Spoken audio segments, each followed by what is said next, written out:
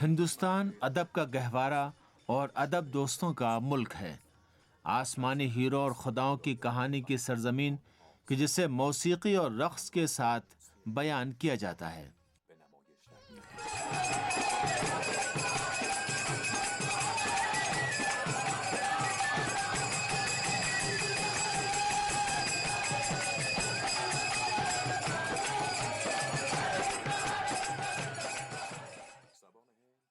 ہندوستان کی زبان شعر اور افسانے کی زبان ہے، اور اس درمیان اس کے مغربی ہمسایہ ایران کو اس ادب کے ساتھ ہمیشہ قربت اور نزدیکی کا احساس رہا ہے۔ تقریباً 2000 سال پہلے پہلی بار کتاب پنج تنتر جس میں حیوانات کی زبان سے اخلاقی تربیت اور پند و نصیحت کی باتیں شامل ہیں، ہندوستان سے ایران میں آئی اور اس پر توجہ دی گئی۔ اس کے بعد اسی کتاب کی بنیاد پر کتاب کلیل و دمنہ تحریر کی گئی۔ وقت گزرنے کے ساتھ ساتھ اور ہندوستان میں فارسی زبان کی آمد کے بعد اکبر بادشاہ کے حکم سے ہندوستان کی ثقافت اور ادب کو فروغ دینے کے لیے بہت سی کتابوں کا فارسی میں ترجمہ کیا گیا کہ یہ تحریری میراث ایک عظیم خزانے اور گنجینے میں تبدیل ہو گئی ہے۔ آج کے دور میں جو چیز دونوں ملکوں کے درمیان قدیم رابطے کو پہلے سے زیادہ فخر کے ساتھ بیان کرتی ہے، فارسی زبان اور فن تعمیر ہے۔ اگرچہ اس وقت فارسی ہندوستان کی سرکاری زبان نہیں ہے، لیکن ہندوستان میں اس زبان میں دلچسپی رکھنے والے بہت زیادہ ہیں کہ جو حال کو ماضی سے جوڑنے کی کوشش کرتے ہیں۔ ان افراد میں سے ایک شخص کہ جس نے اپنی عمر کا ایک بڑا حصہ فارسی زبان کی تدریس میں گزارا ہے، پروفیسر اختر مہدی ہیں، جو دہلی کی جواہر لال نہرو یونیورسٹی کے ریٹائرڈ پروفیسر ہیں۔ ہم بہت سا فاصلہ طے کر کے پروفیسر صاحب کی رہائش گاہ پر پہنچے۔ میں نے ان کی بہت زیادہ تعریف سنی تھی اور اب وقت آ گیا تھا کہ قریب سے ان سے ملاقات کروں۔ شہر کے پرانے محلے میں ایک سادہ سا گھر، اس سادگی اور ان کے محبت آمیز سلوک نے مجھے ان کا اور زیادہ گرویدہ اور شیفتہ بنا دیا۔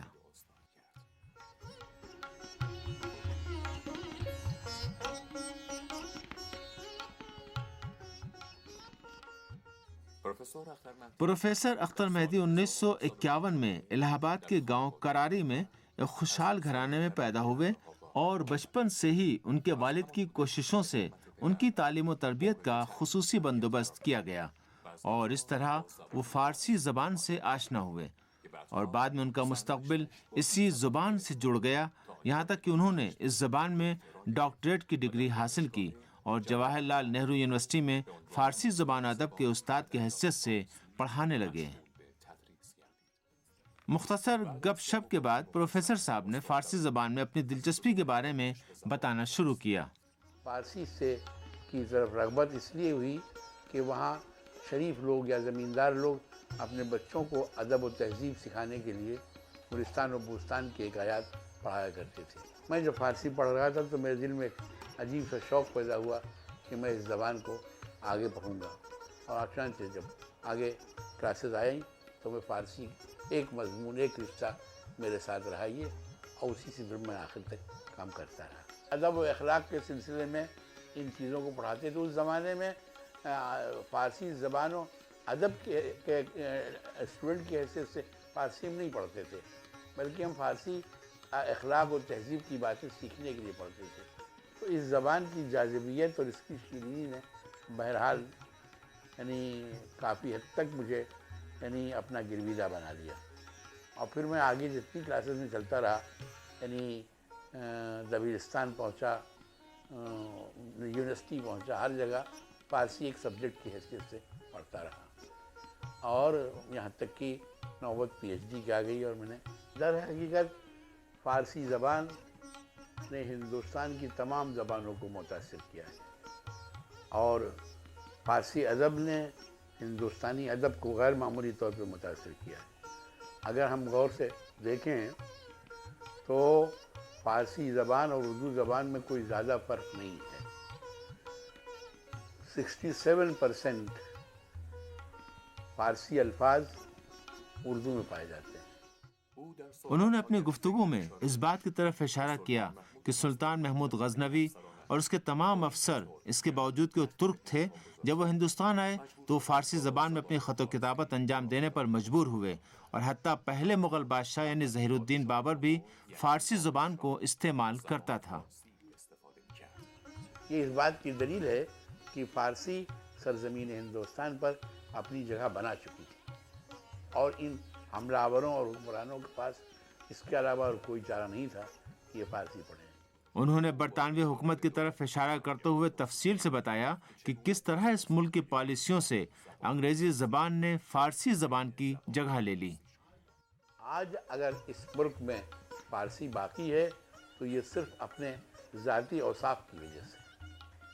حکومت ہندوستان نے آزادی کے بعد فارسی کو بڑھاوا دینے کی بہت کوشش کی، لیکن اس کے باوجود کچھ مرموز ہاتھ ایسے تھے جنہوں نے حکومت کی پالیسیز کو بھی ٹھیک سے یعنی پریکٹیکل شیپ نہیں لینے دیا، اور دھیرے دھیرے فارسی جو ہے وہ یعنی زوال کی طرف مائل ہوتی چلی گئی۔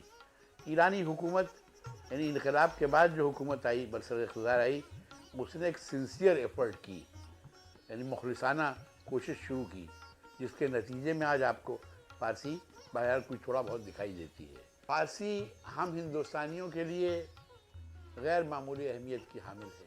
اگر ہم اپنے اسلاف، اپنے بزرگوں کے بارے میں کچھ جاننا چاہتے ہیں تو وہ سب کچھ فارسی میں ہے۔ ہمارے ملک کی تاریخ بنیادی طور پہ فارسی زبان میں لکھی گئی ہے۔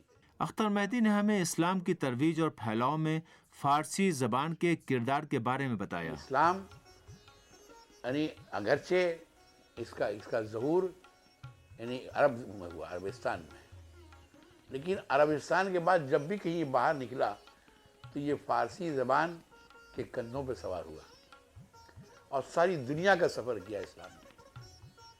ساری دنیا میں کون لے گیا؟ ایرانی لے گئے۔ میں یہ بات دلیل کے ساتھ ثابت کر سکتا ہوں کہ ساری دنیا میں اسلام پھیلا ہے تو صرف فارسی زبان کے ذریعے۔ اسی لیے ہمارے بزرگ ہم سے کہا کرتے تھے کہ تم فارسی پڑھو، فارسی زبان دوم میں جہان اسلام ہے۔ اور ہم لوگ کم سمجھے، ہمارے مخالفین، ہمارے دشمن اس کو زیادہ سمجھے، اسی لیے انہوں نے فارسی دشمنی کے کاروبار شروع کیا، ورنہ فارسی نے ہمیشہ انسان دوستی کا پیغام دیا۔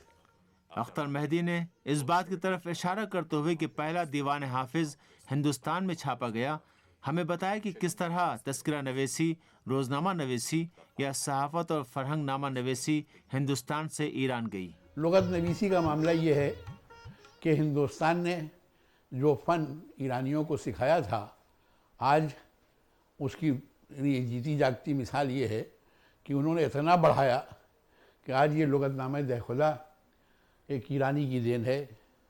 ایک ایرانی جماعت نے مل کے اتنا بڑا لغت نامہ تیار کیا ہے، یعنی وہ علم جو ہندوستان سے فرہنگ نویسی کے سلسلے میں ایران پہنچا تھا، ایران نے اس کو غیر معمولی ترقی دی۔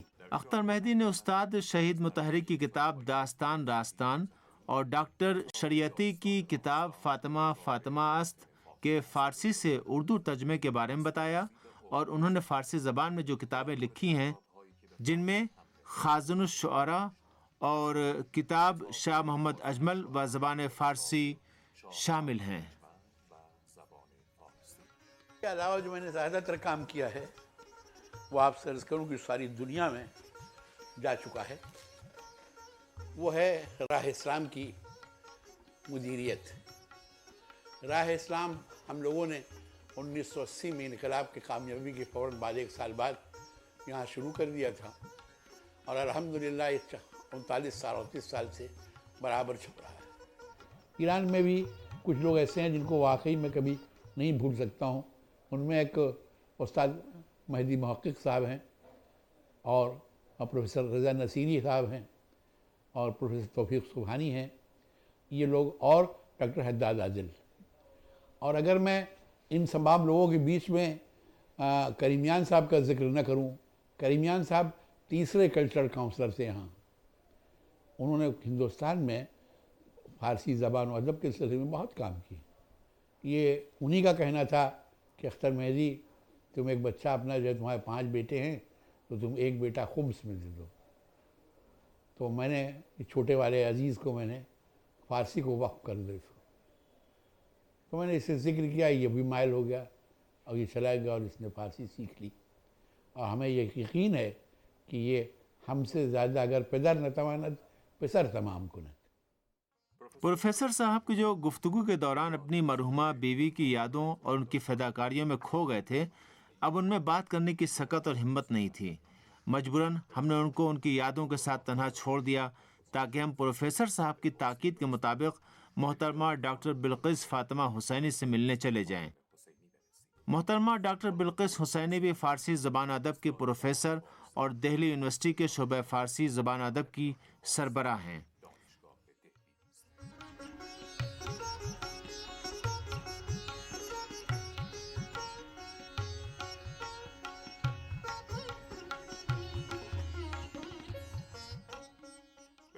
ہم ان کے پاس پہنچے.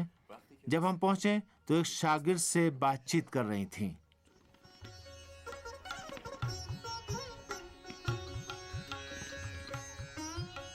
میری عمر اس وقت 5-6 سال کی تھی, وہ 7 سال کے تھے.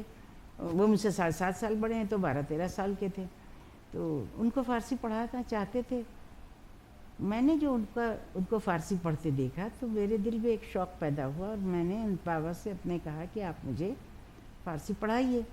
انہوں نے بچہ ہونے کی وجہ سے مجھے ٹال دیا, نہیں پڑھایا. پھر میں نے رونا شروع کیا اور میں روتی رہی. کبھی کھاتی تھی, پیتی تھی, کھیلتی تھی, پھر رونے لگتی تھی کہ مجھے فارسی پڑھائیے. آخرکار ان کے والد راضی ہو جاتے ہیں کہ اپنی چھوٹی بیٹی کو بھی فارسی زبان پڑھائیں. ابتدا میں زبان کے اصول و قواعد پڑھائے جاتے ہیں اور وہ اپنے والد کی مدد سے گلستان اور بوستان سعدی پڑھنا شروع کر دیتی ہیں. تو میں اتنی چھوٹی تھی کہ میں ایک لائن ایک دن پڑھتی تھی اور میں نے وہ آمد نامہ 1 سال میں ختم کیا. اب آپ میری عمر کا اندازہ اس سے لگا سکتے ہیں کہ میں نے اس آمد نامے کو 1 سال میں ختم کیا. پھر اس کے ساتھ میں نے ایک پتلی سی کتاب تھی گلزار دبستان جو مجھے پڑھائی گئی. پتلی سی درسی کتاب تھی. گلزار دبستان ختم کرنے کے بعد مجھے ڈائریکٹ گلستان سعدی دے دی گئی پڑھنے کے لیے. میں نے گلستان سعدی شروع کیا. اس دوران میں نے اپنے تجربات کو کتابی شکل دی اور ایک دوسری کتاب اس بچپن میں لکھی جس کا نام تھا لالہزار دبستان. اور اس طرح وہ بچپن سے ہی فارسی کی ریشمی چادر پر اپنے خوابوں کے پھول بنانا شروع کر دیتی ہیں. یہاں پر جب دہلی میں آئی تو یہاں پروفیسر مونس رضا صاحب اور پروفیسر عابدی صاحب, یہ 2 شخصیتیں میرے سامنے تھیں. مونس رضا صاحب چاہتے تھے مجھے رشین میں لے جانا. وہ JNU میں تھے, وہ چاہتے تھے میں روسی زبان پڑھوں, اور پروفیسر عابدی چاہتے تھے کہ میں فارسی زبان پڑھوں. پھر یہ ان دونوں کے درمیان یہ مسئلہ رہا. پھر مجھ سے پوچھا گیا تو میں کوئی قطعی رائے نہیں دے پائی, لیکن پھر بھی میں نے کہا کہ روسی تو میں نے پڑھی نہیں ہے, فارسی میں میرا شوق ہے. تو یہ ہوا کہ ٹھیک ہے کہ تم کو فارسی کا شوق ہے تو تم فارسی پڑھو. پھر میں نے دلی یونیورسٹی سے فارسی میں MA کیا اور یہیں سے میں نے PhD کی. محترمہ بلقیس نے 1977 میں فارسی ادب میں ڈاکٹریٹ کی ڈگری حاصل کی اور وہ اسی سال جواہر لال نہرو یونیورسٹی میں اسسٹنٹ پروفیسر کی حیثیت سے تدریس میں مشغول ہو جاتی ہیں. اور انہوں نے کیا خوب کہا ہے. ایسے میں نے فارسی شروع کی اور پھر اس کے بعد تو اب فارسی میرا چونکہ اس کا روزی روٹی سے بھی رشتہ جڑ گیا تو آٹومیٹک فارسی میری اپنی پسند, اپنا شوق اور اپنی وہ تھی معیشت, تینوں چیز اس میں شامل تھی. پروفیسر بلقیس کا خیال ہے کہ اردو اور فارسی کا امتزاج ایک نیا باب کھولے گا جسے ہم نہ تو اردو کو فارسی سے الگ کر سکتے, نہ فارسی کو اردو سے الگ کر سکتے ہیں. اور کہنا چاہیے کہ اگرچہ ہم نے فارسی ایرانیوں سے لیا ہے لیکن ہم نے ہندوستان میں فارسی کے وہ ذخائر جمع کر دیے ہیں جس سے ہمارا خود ہندوستانی بے خبر. اور ہمارے بچوں کو چاہیے کہ ہم اسے حاصل کریں، اسے عوام کے سامنے پیش کریں کہ ہم نے فارسی میں کیا کیا جمع کیا.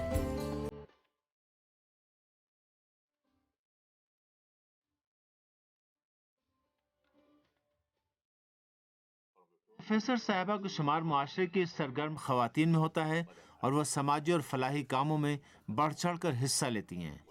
وہ تدریس کے ساتھ ساتھ تصنیف کے شعبے میں بھی مصروف ہیں. ان کی تالیفات میں سیمائے آبدی، مقالات آبدی، ادبیات ہند و ایران، شاعر فردہ کی کتابوں کے فارسی سے اردو ترجمے کی طرف اشارہ کیا جا سکتا ہے کہ جن میں راز انار سرخ اور صبح ساحل وغیرہ شامل ہیں. ان کا ایک خیال تھا کہ نوجوان نسل کو فارسی زبان سیکھنے کی ترغیب دلانی چاہیے اور وہ خود بھی اس سلسلے میں کسی کوشش سے دریغ نہیں کرتی ہیں.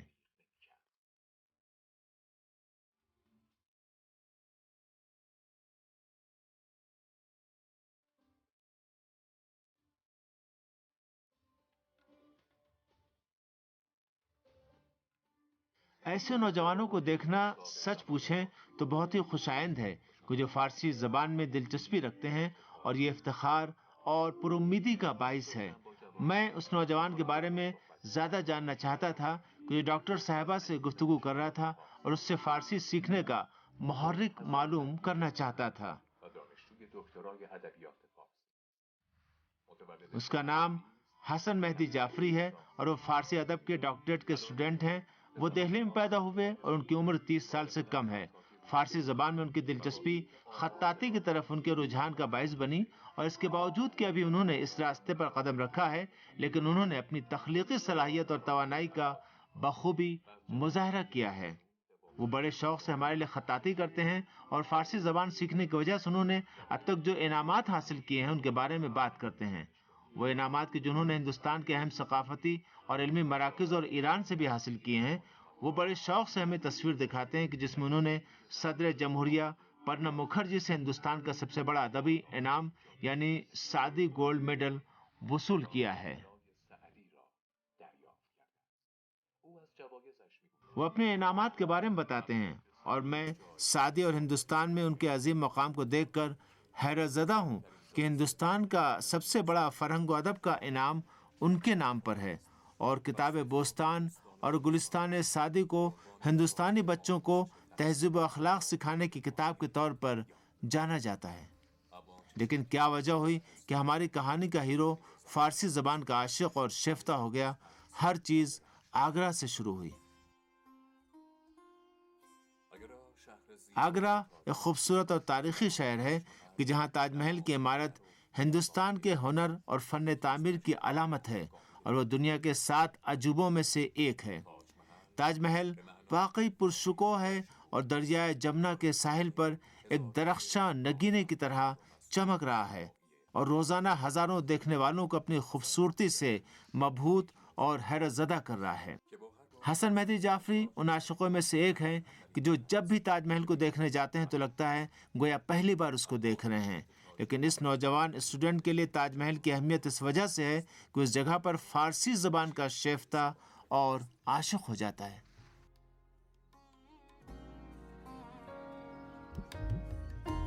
دین است حسین دی پناه است حسین سردار نداد در دست یزید حقا که بنا لا اله است حسین. یہ جو میں نے شعر پڑھا ہے یہ معین الدین چشتی کا ہے، جو آج اجمیر میں بہت معروف شعر کہلاتا ہے، پورے دنیا میں چھایا ہوا یہ شعر ہے. اس شعر کو جب میں نے فرسٹ ٹائم جب دیکھا، پہلی مرتبہ جب میں اجمیر شریف گیا تو وہاں جا کے دیکھا تو مجھے اس وقت یہ شعر سمجھ میں نہیں آیا، کیونکہ میں اس وقت فارسی زبان سے بالکل نابلد تھا. جب میں پہلی بار اس شعر کو میں نے پوچھا کہ یہ شعر کس زبان میں ہے تو لوگوں نے، دوستوں نے بتایا جو میرے ساتھ تھے کہ بھائی یہ فارسی زبان میں ہے. تو پھر مجھے اس زبان فارسی سیکھنے کی لگن اور شوق پیدا اس قدر ہوا کہ میں پھر یہاں تاج محل آیا. جب میں پہلی بار تاج محل یہاں آیا تو میں نے یہاں آیت قرآنی کو دیکھا اور جو فارسی شعر تھے ان کو دیکھا تو میں ان شعر اور اشعار کو دیکھ کے متاثر ہوا۔ تو سب سے پہلے میں نے خطاطی کو سیکھا، خوش نویسی کو سیکھا، اور خوش نویسی کے ساتھ ساتھ میں نے زبان فارسی کو سیکھا۔ میں زبان فارسی سے اس لیے محبت کرتا ہوں کیونکہ ہمارے ہندوستان میں 850 سال یا 900 سال جو مغلوں کی حکومت رہی وہ درباری زبان ہماری فارسی زبان تھی، اور اس زبان فارسی سے ہم نے خوب استفادہ کیا، لیکن آہستہ آہستہ آنے والے دور میں لوگ اور آنے والی نسل اس سے فراموش ہوتی گئی۔ لیکن میں یہی کہنا چاہوں گا، اگر ہمیں اپنا ماضی جاننا ہے، اگر ہمیں اپنے فیوچر اور پاسٹ کے بارے میں سوچنا ہے تو ہمیں زبان فارسی سے آشنا ہونا پڑے گا۔ حسن مہدی جعفری کا جستجو کا خوگر ذہن اور کمال طلب روح انہیں فارسی زبان کی طرف لے گئی تاکہ وہ ماضی کو پالیں۔